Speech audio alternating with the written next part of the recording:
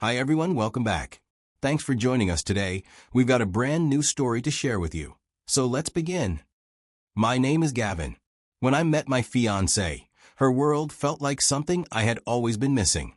She came from a tight-knit family, and I love that. I wanted to be a part of it because they mattered to her, and she mattered to me.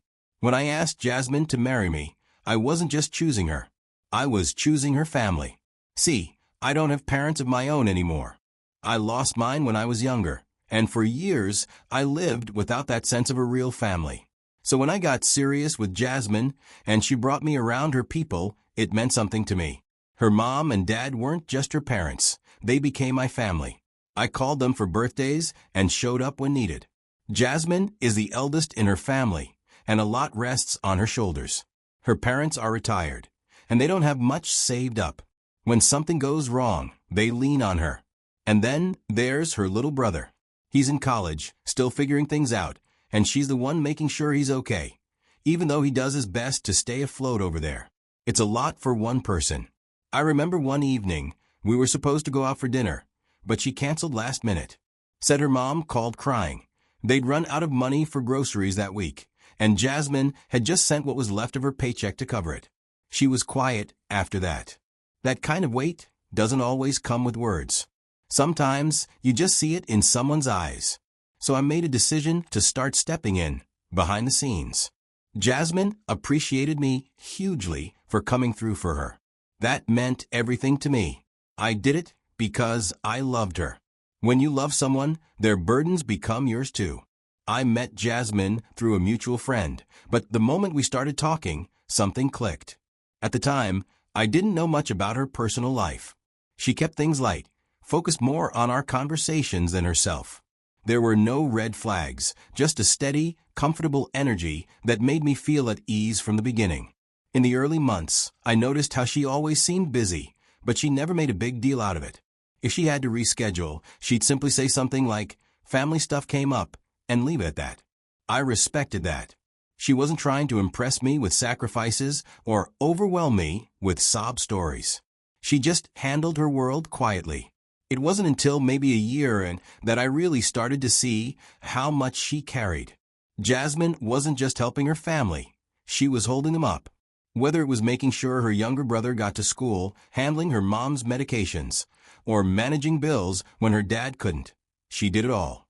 And still, she showed up with a smile, made time to listen to me talk about my own work stress, and kept our relationship steady. I think what really hit me was how she never once complained. She didn't use her responsibilities as a shield or an excuse. She just took care of things because she believed it was the right thing to do. And to be honest, I've seen people walk away from their families over far less.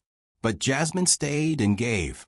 She carried more than her share, and she never expected applause for it. Maybe that's part of what pulled me in so deeply.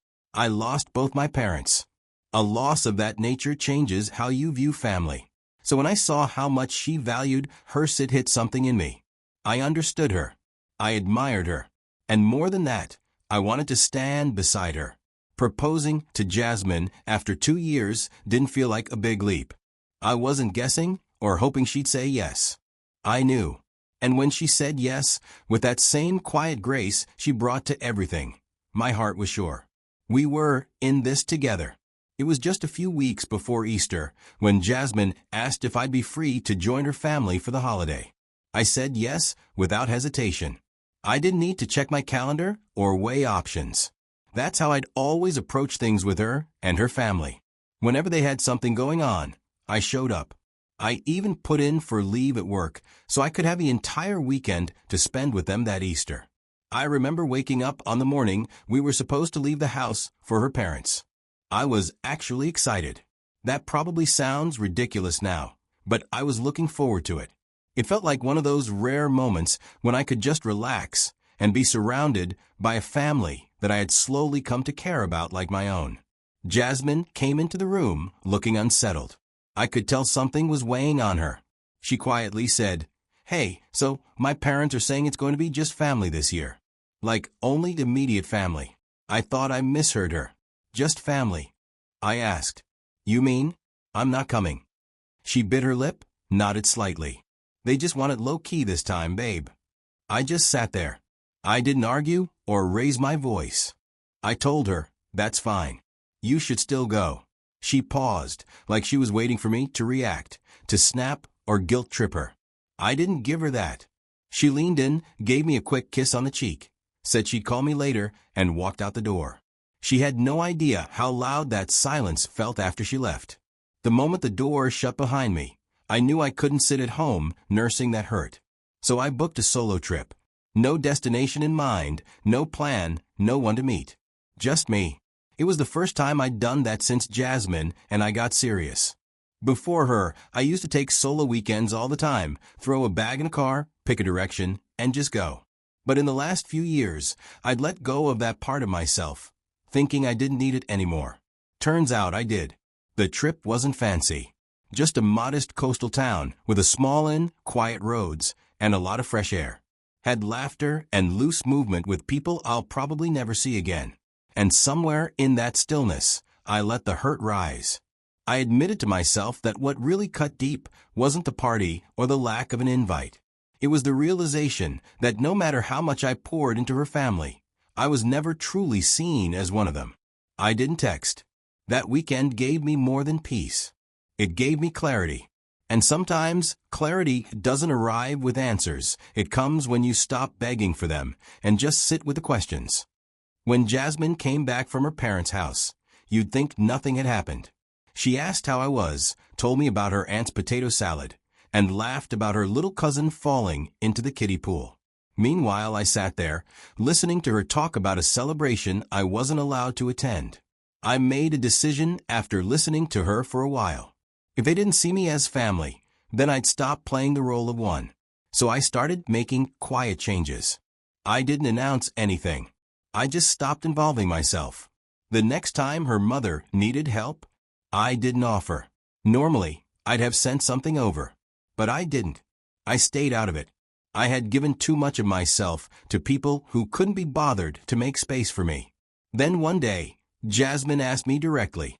Her dad's small business was short on some inventory, and she said, "Could you help? Just this once." I looked at her and said, "I can't help this time. I'm not family enough."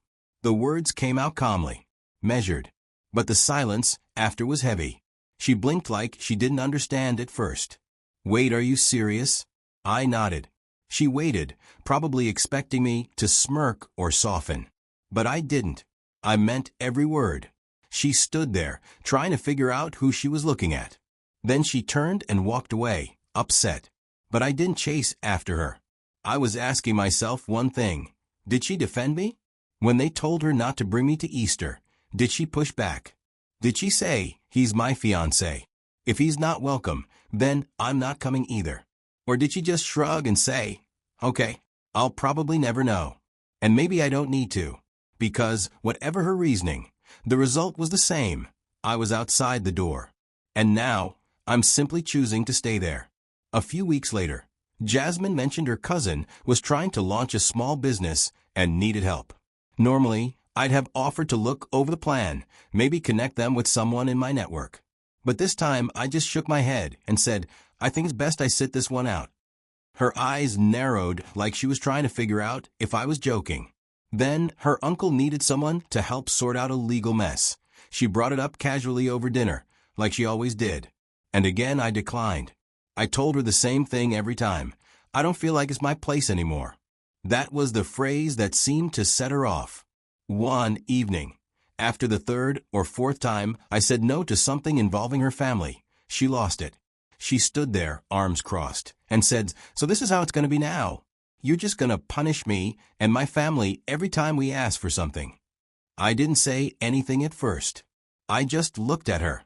She went on, "You're being petty, Gavin. Vindictive even. This isn't you. This isn't the man I got engaged to. You're making a point that doesn't need to be made." I wanted to say something. I had so many thoughts, so many explanations. But none of them would have landed the way they needed to. So I stayed silent and let her speak. I let her feel everything she was feeling. And when she realized I wasn't going to argue and wasn't going to fight, she walked off again. That night, I got a few missed calls from an unknown number. Then I saw a text. "Hi Gavin, it's Jasmine's mom. Please call me when you can." The next evening, the same number rang again, and I picked up. Her voice was warm, soft. "Gavin, I heard you've been upset. About Easter. I'm really sorry. It was all a misunderstanding. We genuinely thought you had work, or that Jasmine told you we were keeping it small. But of course you were meant to be there. Your family." I didn't interrupt her. I just listened. She kept talking, saying all the right things, how they missed me, how I should have spoken up, how it wasn't intentional. But the thing is, it didn't feel like a misunderstanding. It felt like the truth finally slipped out when no one thought I'd notice. That underneath the gratitude and the friendly smiles, I was never quite one of them. I was the man who showed up with his wallet, his tools, his solutions, but not the man they pulled in when it came to real family moments. So I thanked her for the call. I told her I appreciated it. But inside, I knew better. They didn't forget me. They just didn't consider me. You know, I've had a lot of time to think. That solo trip gave me more than just distance. It gave me clarity. And when I really sat with it, everything made sense. This wasn't about a party. It was about what that day revealed. How I was never really in their family, only around it. They didn't see me as someone they wanted to celebrate with. They saw me as someone useful, someone convenient, someone who made things happen, made things easier. And I think what hurts the most is realizing that it wasn't a slip-up. It wasn't some accidental oversight. It was a decision, a quiet, deliberate one. I paid for the celebration, and they still decided I didn't need to be there. That's not a misunderstanding. That's not something you just forget. That's the truth peeking through when people think they don't have to hide it anymore. Now, after I remove myself, suddenly everyone's scrambling. Suddenly, they remember my name. My phone's been lighting up with long-winded explanations, trying to patch up what they won't even acknowledge was intentional. But it's too late. I see it for what it is now. The concern didn't show up until the benefits stopped flowing. That's not love.